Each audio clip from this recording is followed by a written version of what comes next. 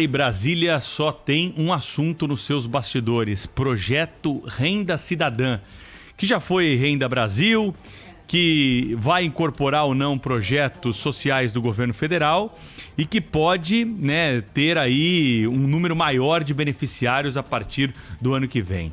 O governo federal descobriu que há alguns brasileiros que até então eram invisíveis, são vulneráveis, não têm aí nem acesso ao Bolsa Família, quer ampliar o programa social. Mas para isso tem um custo, e o custo está sendo debatido. O governo tem algumas propostas, algumas delas perigosas, como a gente tem tratado aqui no programa. Um dos assuntos diz respeito ao aumento de impostos, que seria muito ruim para o Brasil nesse momento em que vivemos ainda a pandemia do coronavírus e seus efeitos econômicos. E o que o governo tem em mente é que precisa ampliar o programa social, mas ainda não tem um projeto definido. Algumas ideias estão em curso. Essa ideia dos precatórios, de deixar de pagar precatório para aumentar o programa social, para aumentar esse valor que vai ser encaminhado para a população, é uma ideia que tem sido rechaçada e até mesmo, já tem sinais aí chegando ao governo de que isso pode causar problemas mais sérios para a administração do governo federal. Então, está sendo tratado, é claro, aí com o devido cuidado. Dentro do próprio governo não há consenso. A gente já vê o ministro Paulo Guedes, um pouco mais tendencioso a tocar esse assunto de uma forma mais ampla, até pelas trapalhadas que acabaram aí vazando vez por outra.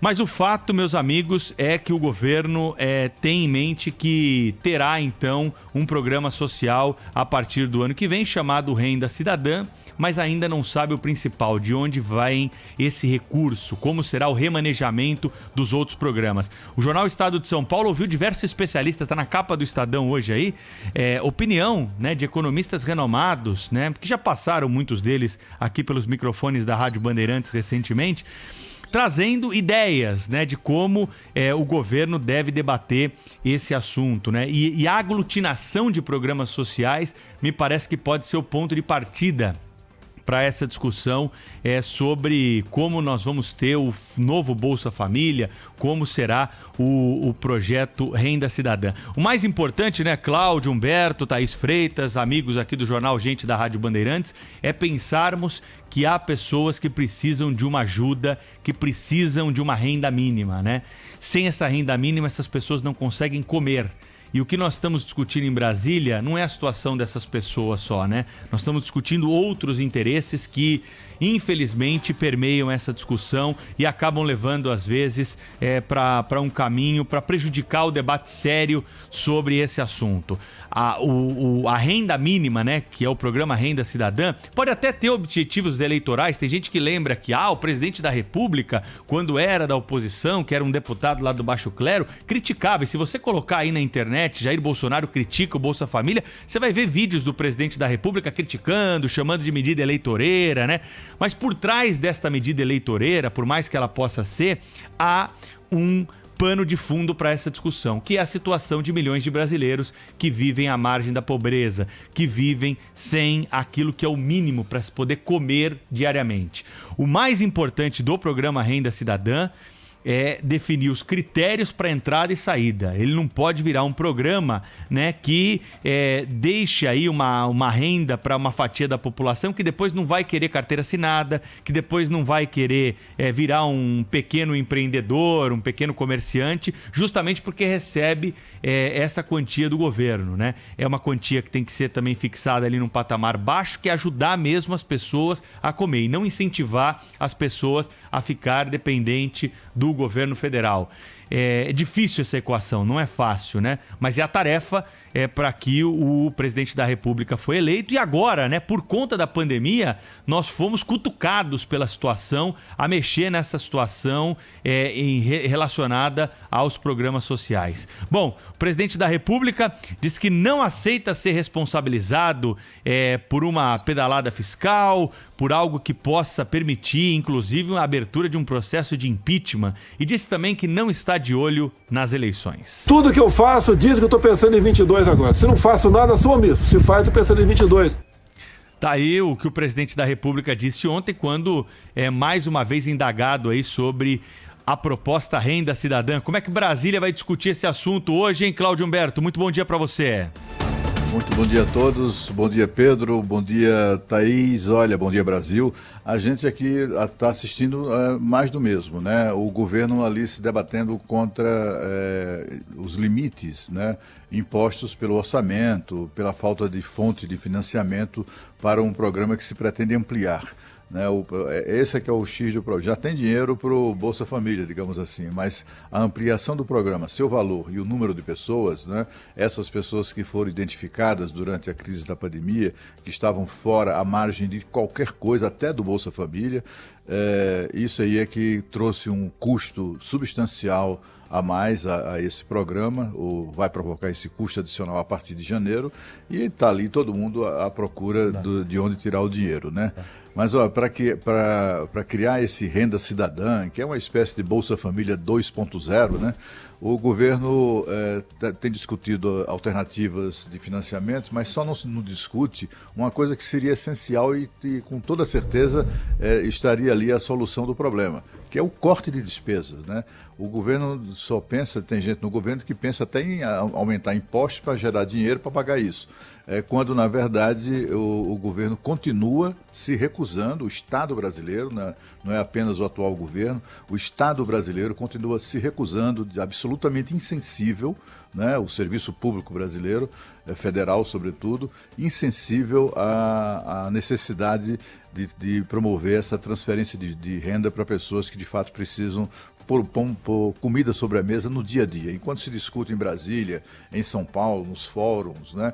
Enquanto os intelectuais de esquerda escrevem livros, tratados, escrevem artigos e etc., furibundos, né? Sobre como tornar a sociedade mais justa, enquanto isso, tem gente precisando comer, né? Então, assim, daí a importância do Renda Brasil.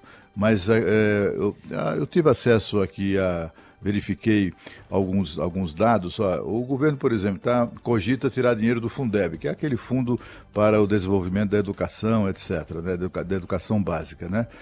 Porque precisa de 8 bilhões para juntar o dinheiro para o Renda Cidadã.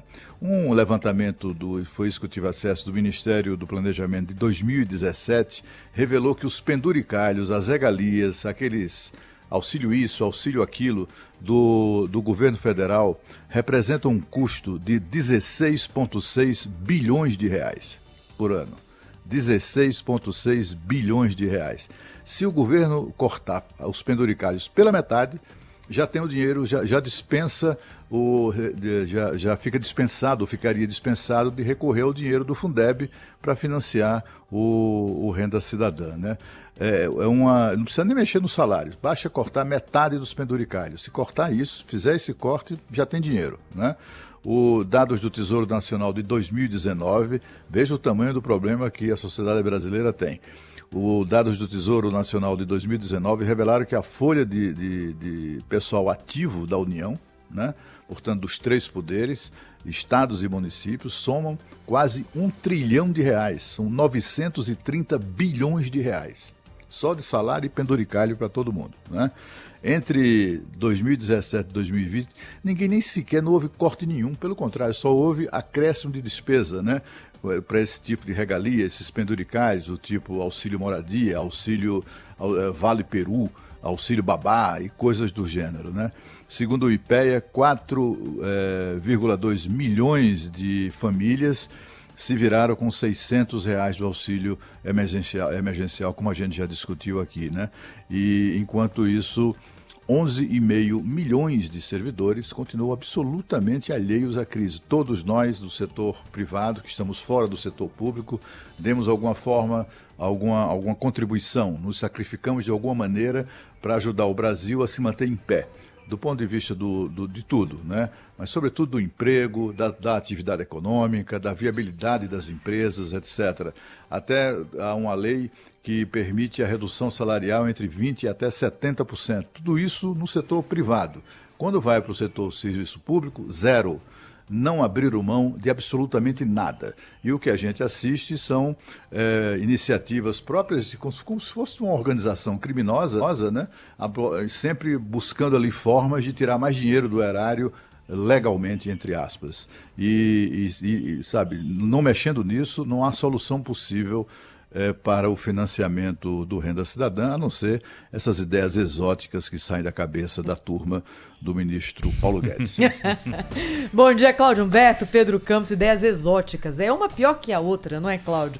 Evidentemente não vão se sustentar ou do ponto de vista político ou do ponto de vista fiscal. Deviam ser guardadas ali para consumo interno daquele que a propõe, da família, amigos, no churrasco, fim de semana. Colocar isso ali em público dessa forma só gera mais tumulto, gera marola econômica. Para quê? Para quê? Se isso não vai para frente. A gente está sabotando, estamos sabotando a nós mesmos aqui como país, colocando discussões ali que são esdrúxulas, como se fossem discussões sérias.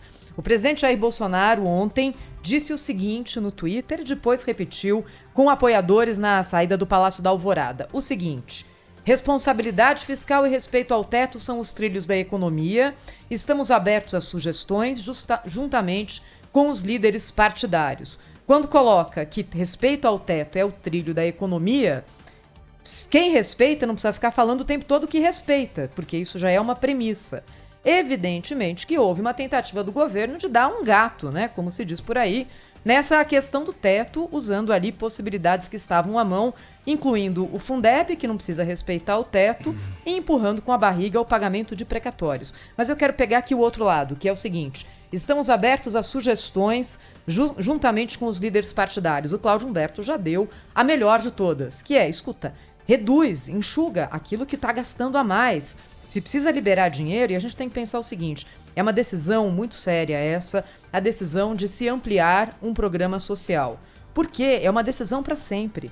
A gente está vendo hoje, por exemplo, a dificuldade que é mexer no abono salarial, que foi ali uma graça, uma bonificação, digamos, uma gentileza com o chapéu alheio, que foi feita durante o governo militar. A questão é que, uma vez que isso é incorporado ao orçamento das famílias, como é que você tira? Mesmo que o bolo seja o mesmo, na redivisão, aqueles que recebem hoje não necessariamente receberão, por exemplo, o Renda Cidadã.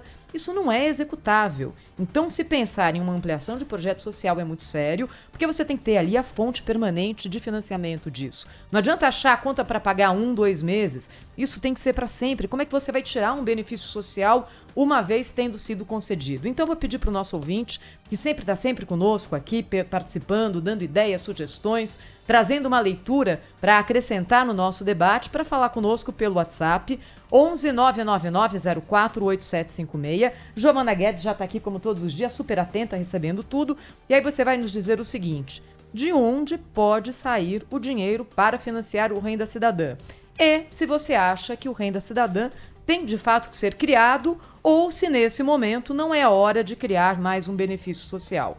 E só para terminar aqui o nosso tema de abertura, hoje eu estou a fim de dar um nó na cabeça dos nossos ouvintes. Pedro, você falou sobre material farto que tem na internet, sobre posicionamento do presidente Jair Bolsonaro contra programas como o Bolsa Família, justamente esse que ele quer agora ampliar com um nome próprio, nome dele.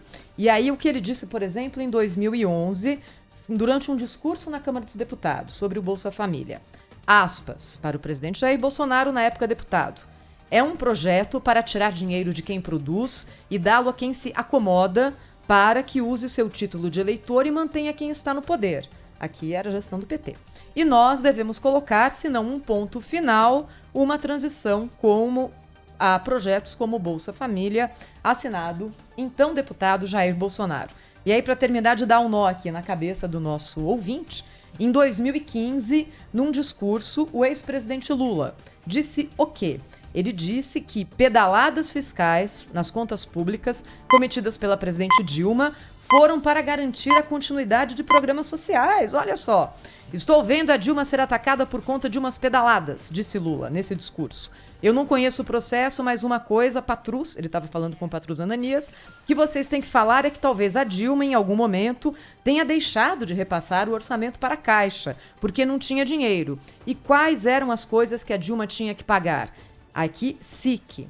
Ela fez as pedaladas para pagar o Bolsa Família, ela fez as pedaladas para pagar o Minha Casa Minha Vida. Hoje, ouvindo aqui o Jornal Primeira Hora, declaração de deputados da oposição falando não pode fazer isso, é pedalada, isso dá impeachment. Eu falei, ué, mas não foi exatamente o que aconteceu lá atrás? Quer dizer, na política, né, as pessoas vão mudando de opinião, de posição ali, com uma cara de pau, mas não ficam nem com vergonha de lembrar que há 1, 2, 3 anos pensavam exatamente o contrário, como se a gente não pudesse aqui lembrar o nosso ouvinte também de tudo o que aconteceu.